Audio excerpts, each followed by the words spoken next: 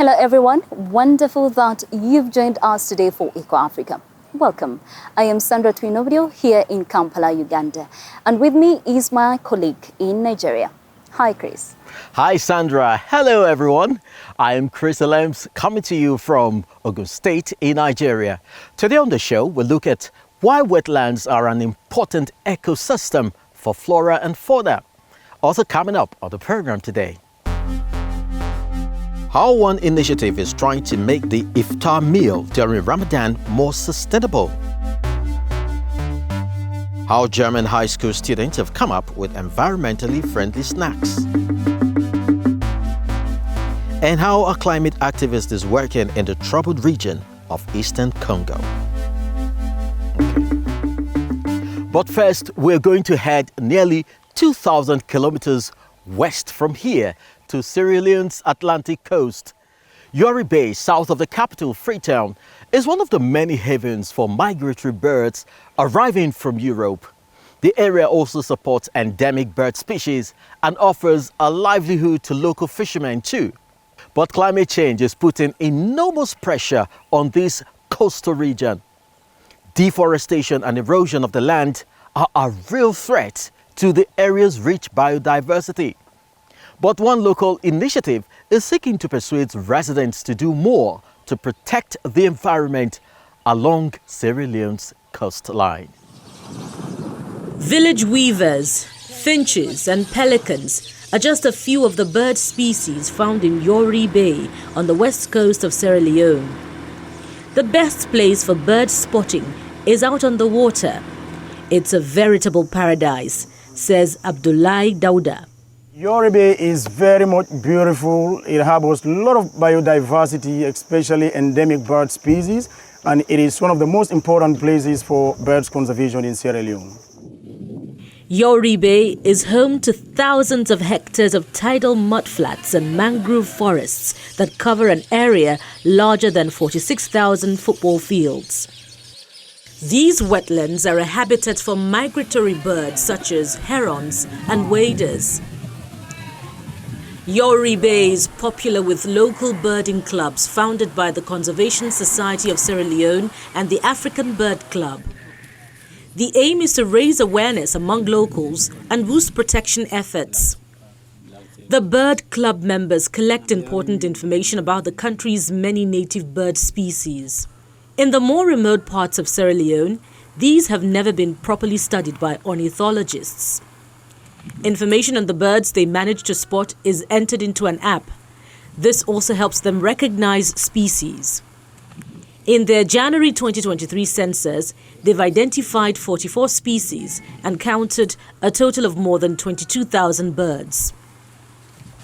The app is important because through the app, you will be able to see so many birds, so many species of them different, especially the migratory birds, the forest birds, how they are flying, their sounds.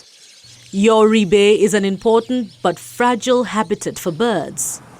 Even though it's a marine protected area, some of the mangrove forests have been cleared to make way for farming or to use the wood to make charcoal. The conservationists want the area to be designated a Ramsar site, a wetland of international importance. The data collected by the ornithologists and the Bird Club members helps their case. For a site to be qualified as a Ramsar site, one of the criteria states that that place should be a birding area. The bird population in that area should at least represent 1% of the total population worldwide. And with the research that was done by CSSL, it was made known to us that we have more than 1%, more than the quota that is required by Ramsar. So that gave Ramsar the urge to declare that place to be a Ramsar site. For ornithologist Mama Sese, an official Ramsar certification would not only help boost conservation in the country, but also tourism. Birding tours are a small but increasingly significant aspect of the country's tourism sector. Sierra Leone is attracting growing numbers of enthusiastic bird watchers. Over for the 20 years that I'll be doing bird tours in Sierra Leone, there are a lot of bird companies and tour operators who have contacted me in Sierra Leone, especially like international who are coming to Sierra Leone. So there is an increase in tourism, especially in bird tours, which I'm using to sustain my family for the quite while. For now, much of the area is completely unspoiled. The mangrove forest and the mudflats which border them, and which regularly overflow, are home to common species such as grey herons, but also endangered species. The Conservation Society hopes the growing popularity of bird clubs will help protection efforts. Why the Birds Club are important is to expand the knowledge of the young citizen scientists who are coming up and open their mindset in terms of bird conservation and why is it important to conserve birds. And right across the country, we have 4 bird clubs in the regions with about 40 members. And as Conservation Society of Sierra Leone, we are trying to empower these bird club members, give them the awareness, bring them on board and see the needs of bird protection in the country. The coastal ecosystem of Yori Bay is home to some of West Africa's richest biodiversity. The local bird clubs are helping to raise its profile, increasing the chances that this natural habitat will remain intact. Ramadan is the Muslim holy month of fasting, and almost 2 billion Muslims worldwide are observing it in one way or another. After breaking the fast at sunset, cities come to life as people are free to drink and eat. Many diners take place outside on warm evenings, and consequently, packaging and garbage is left often on the streets. Now, an Egyptian initiative in Alexandria has come up with an environmentally friendly solution.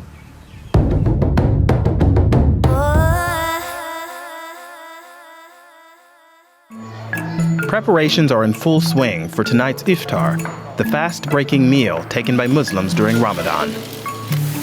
Volunteers from the community initiative Omega Leo Royal work hard to ensure it's all ready by sunset.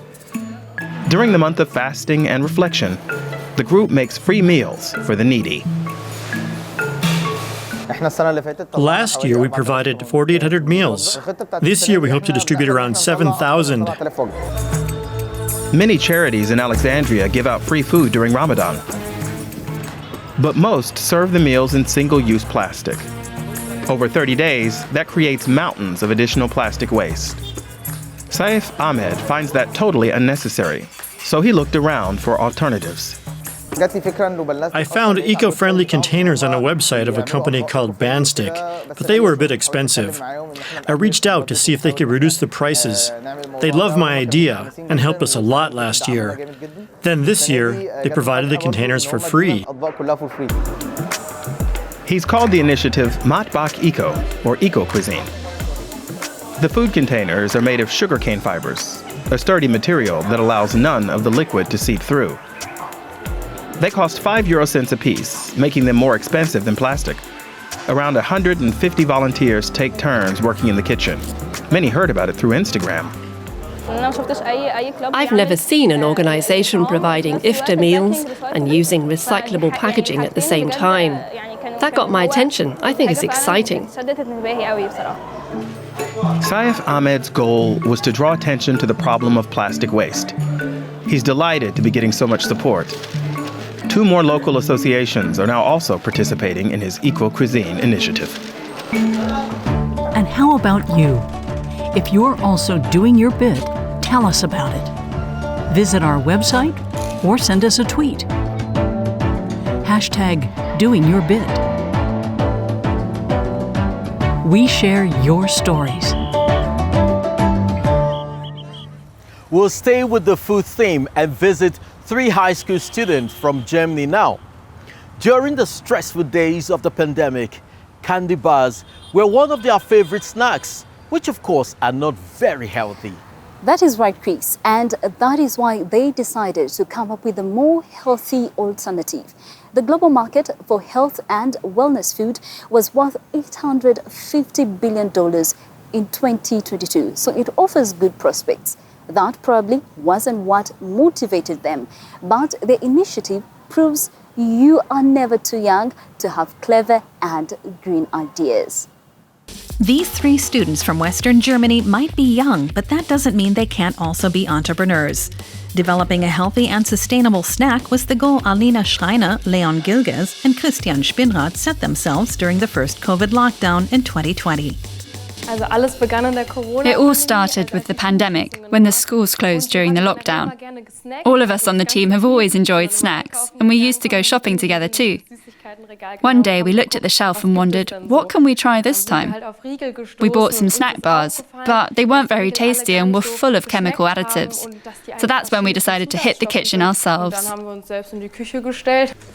With some help from Alina's grandmother, Elisabeth, they started mixing up different ingredients. All homemade at first in a family kitchen. In just a few weeks, the friends created a coconut date bar coated in vegan chocolate, with no artificial flavors or added refined sugar. Alina, Leon, and Christian were determined to turn their lockdown project, named Moon Bar, into a business, even though they were only 15 at the time. So they began selling the bars online and promoting them via social media. Our parents actively supported us. We founded a limited liability company to be extra safe. Still being so young, coping with all the pressure is really hard. Not long after founding the company, by chance, the students heard a TV show was looking for startups. So we actually applied ourselves, thinking that even though our product still wasn't super developed yet, we might have a chance. And we were accepted. Moon Bar was chosen from 3,000 applicants. On the show, the students pitched against other food startups, making it to the finals. The prize? Their bar is now stocked in an online shop of a major German supermarket chain, and a professional food production company helps make 15,000 of them each week. But a bar made with dates and coconut and vegan chocolate, how sustainable can it be? We want to be as green as possible. We're working on packaging that you can compost at home. A network of suppliers who are trying to transport it in as environmentally friendly a way as possible. The young founders invest a lot of time in running their business. And there's a lot to do. 3 regional supermarkets have already added the bars to their shelves, but fame and fortune haven't really entered the picture yet. We've broken even and are slowly beginning to turn a profit. And of course, that feels good. The Moon Bar team aim to encourage other young entrepreneurs, but they also want people to know what it takes. You really need dedication. You need passion. You need to be enthusiastic about your product so you can make others enthusiastic too. Then anyone can do it, even young people. So what comes next? The trio is already at work developing new recipes, but for now, those are being kept under wraps. It's really impressive how dedicated they are at their young age. It just goes to show how anyone can bring about change if they are committed. That is also the theme of our next report from the Democratic Republic of Congo. For decades, the city of Goma has been plagued by war and crisis. And yet, it's right there that we found our Eco-Africa hero of the week.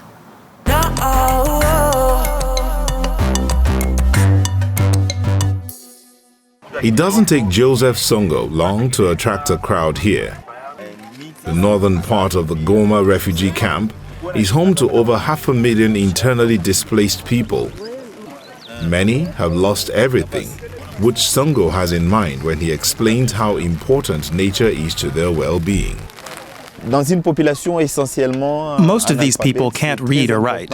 But it's very important that everyone who is struggling with hardship understands these problems and knows how to respond, how to make good decisions. If they understand environmental issues and the role of trees, then they can change their behavior. The biggest threat to the environment in the region is deforestation. Some 1,500 trees are felled here every day. The refugees mainly use the wood to cook with. Almost no one here has work, nor do they receive any state benefits. Some of them make a modest living producing charcoal out of wood. What you see behind me is a fire where wood is being burned and turned into charcoal. But there's a risk that we end up with poor air quality because there aren't enough trees purifying the air and producing oxygen. Logging is a problem not just in Goma but across the country. According to the NGO Global Forest Watch, some 475,000 hectares of primary forest were lost in the Democratic Republic of Congo in 2019 alone. For several years in a row, the DRC has been losing more old-growth rainforest than any other country except for Brazil. The civil war and high numbers of internally displaced people exacerbate the problem. Last year, fighting once again flared up between the Congolese government forces and the M23 rebel group. About 5.7 million people have been displaced by the conflict. In January 2022, Joseph Songo was among those forced to flee his home. He's been in Goma ever since. His conservation work is not without risk because the rebels use the funds gained from illegal tree felling to finance their fight. They came to my house and vandalized it. They told everyone they were looking for me. I and many of the activists face a lot of security threats. It's because we're harming the interests of people who benefit from destroying the environment.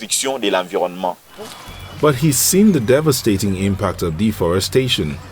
That is what drives him forward despite the risks. He's managed to galvanize some 3,000 people, both locals and refugees, to plant trees in an effort to reverse the effects of deforestation.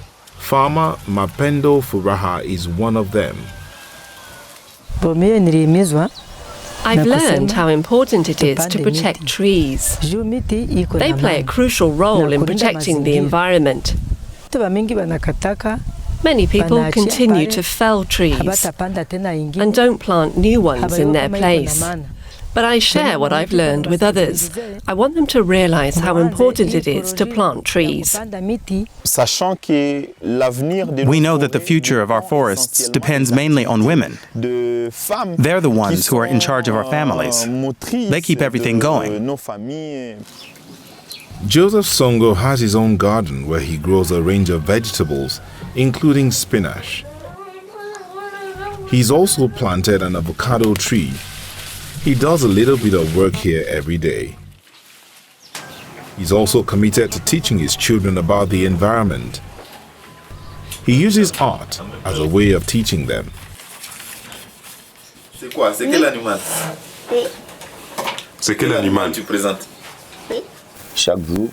Every day I give them a drawing exercise.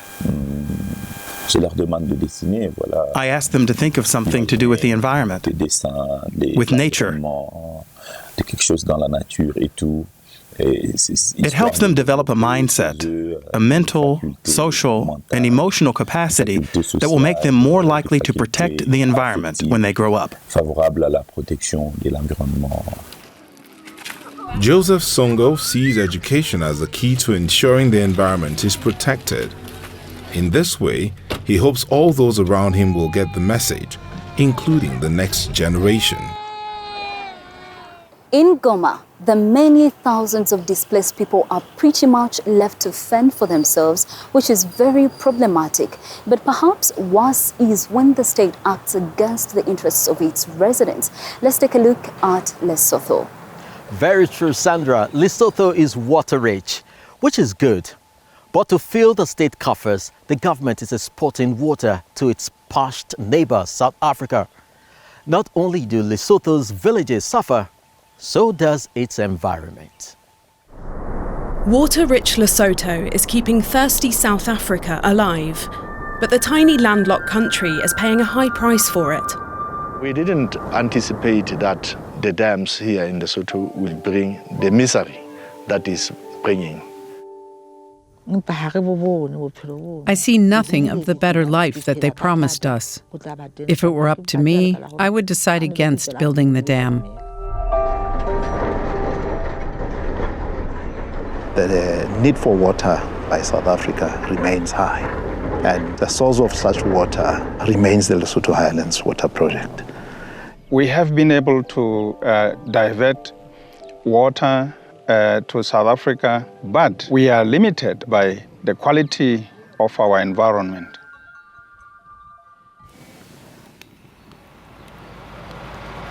Phase 2 of the Lesotho Highlands Water Project started 3 years ago. One of 5 dams is being built here to supply water to neighbouring South Africa. The entire village has been moved to another location. The construction work hit us hard. They had promised us jobs. Our children are supposed to be earning something from this, but instead they're out of work. While other people and South Africans get the jobs, we go hungry. They also took our fields. The cornfields and grazing land now house construction workers. Far from leading to greater prosperity, the dam has brought misery for residents, driving 8,000 people from their homes. The water will flow to South Africa's financial hub Johannesburg, 400 kilometres away. For the 16 million people in the city and surrounding province, Lesotho's dams are vital and already provide 60% of their water. Since the project is financed with South African taxpayers' money, Julius Kleinhans has been monitoring it for a long time. He works for the organisation Outer, which seeks to expose corruption and mismanagement. Urbanisation is taking place and future development and expansion of business needs more water. And the problem is we're only very limited to the water that we have in South Africa. We don't have innovative technologies and circulated infrastructure yet to recycle water. And currently we highly rely on the Lesotho Islands Phase 2 scheme to provide future demands. It's one of the largest infrastructure projects in Africa and is supposed to benefit both sides. South Africa pays Lesotho nearly 70 million euros a year for the water, and Lesotho uses the dams to generate electricity for its population. The local project manager from the Lesotho Highlands Authority tells us that in 5 years' time the dam wall will stand right here. 5,000 hectares of land will then be flooded.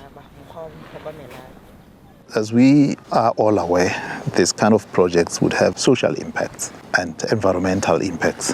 And we, as the project, have a number of programs which had been discussed and agreed with the communities as ways and means of mitigating against the loss of land and the loss of grazing areas and production land. Mutusi Sekwi heard exactly the same promises 24 years ago when the Katsa Dam was built. All other dams feed their water into this reservoir from where it's piped to South Africa. Sekwi works for the Seyanoli Legal Centre. The project was conceived by 2 undemocratic governments of South Africa, apartheid regime and the military regime in Lesotho. Those governments did not have mandate from the people. There is a need for the review of this treaty.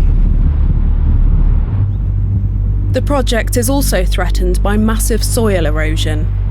The construction of the dams, along with overgrazing and climate change, mean that more and more soil is being eroded by the rain and ends up in rivers as sediment.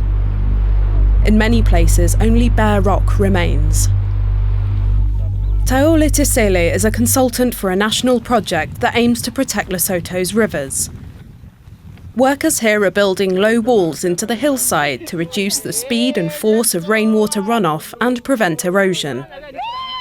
They also remove invasive shrubs that would otherwise wipe out endemic plants whose roots help to keep the soil in place. With the current erosion, the life of such dams would be fairly compromised, the lifetime, because in no time they will be more full of sediment than water. So this would be lost investment. In my opinion, we are at the brink of saving this or letting it fall. Once again, we've seen today how the dedication of individuals or small groups can really make a difference. If you're actively involved in protecting the environment, do let us know. Would love to hear from you. Until next week, I am Sandra Twinobio, signing off from Kampala here in Uganda. Thanks, Sandra. Yes, use our social media platforms to get in touch. Next week, we'll be back again with another edition of Eco Africa. Until then, take care. It's goodbye from me, Chris Alems, in Nigeria.